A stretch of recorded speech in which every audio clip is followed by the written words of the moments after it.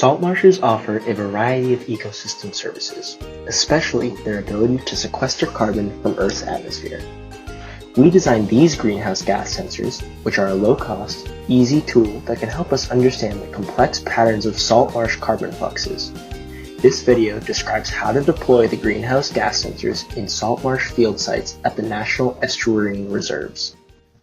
The sensors are deployed alongside the vegetation monitoring transects, and it is important to situate the collar properly.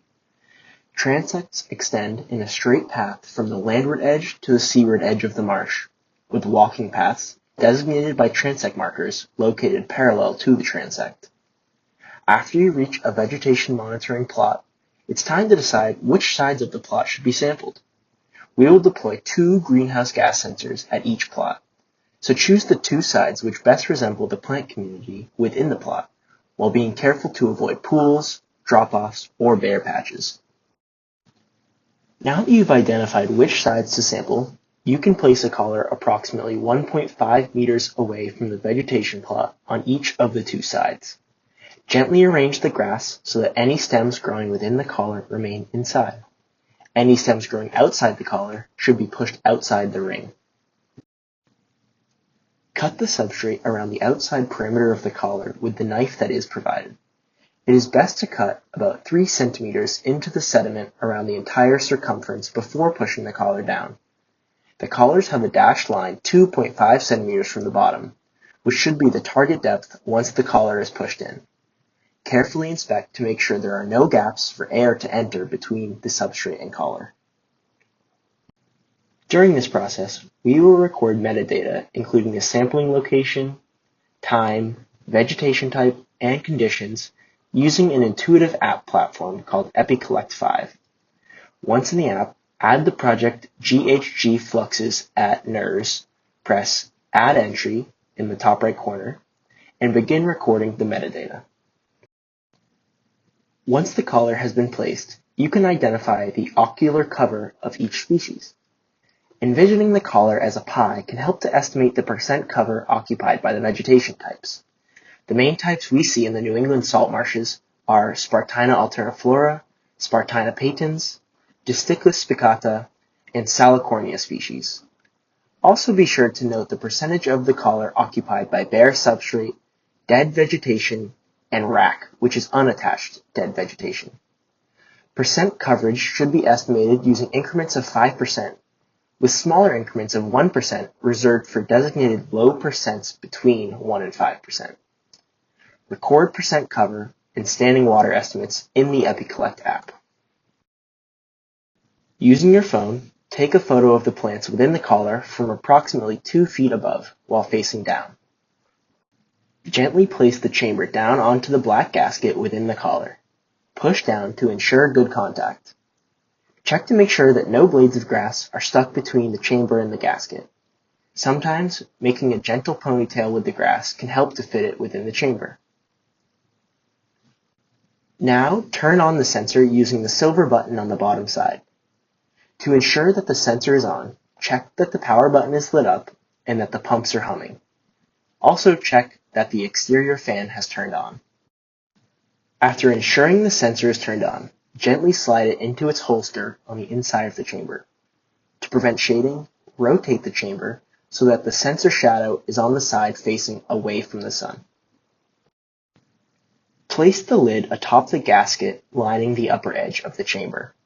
Latch all 4 clips and inspect the perimeter for any gaps where gas might escape. Record the starting time in the EpiCollect app. Calculate the end time as 10 minutes after the start time. Leave the sensor running with the chamber sealed for at least 10 minutes, being careful not to shade the chamber during the duration of the measurement. Also try to avoid walking around or stepping too close to the chamber during measurements, since this can cause trapped gas within the ground to burp into the chamber. While you are waiting for the recording interval to finish, you can complete recording data in the EpiCollect app. Work through the steps to record the date, the scientist recording the data, the ID of the sensor, the name of the reserve, the name of the marsh, the transect number, the plot number, the chamber location, the geographical coordinates, weather conditions, the ease of deployment, and any additional notes. To save the data entry, click Save Entry. You will be brought to a list of all previous entries. You can return to edit any entry in the list by selecting the entry with the desired end time and sensor name. However, even when the data is saved, it still needs to be uploaded.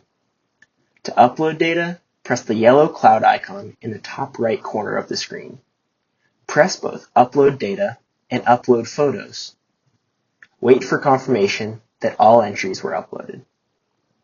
To check, return to the list of data entries. An unuploaded datasheet will have a gray cloud to the left, whereas a properly uploaded datasheet will have a green cloud with a check mark. Once the app questions have been uploaded and the 10-minute end time has passed, the lid can be opened while the sensor can be turned off and removed from the chamber.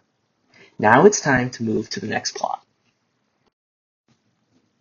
This same procedure can be conducted at all vegetation monitoring plots which have grass or other short vegetation that fits inside the chamber. During deployment, the data is stored on an SD card inside the sensor. After returning from the field, the data are downloaded and used to calculate carbon fluxes in the marsh. These flux values help to determine whether the marsh is serving as a source or a sink of carbon. The data are helping us understand how carbon sequestration is related to specific plant types and marsh conditions, and how salt marsh blue carbon is changing over time.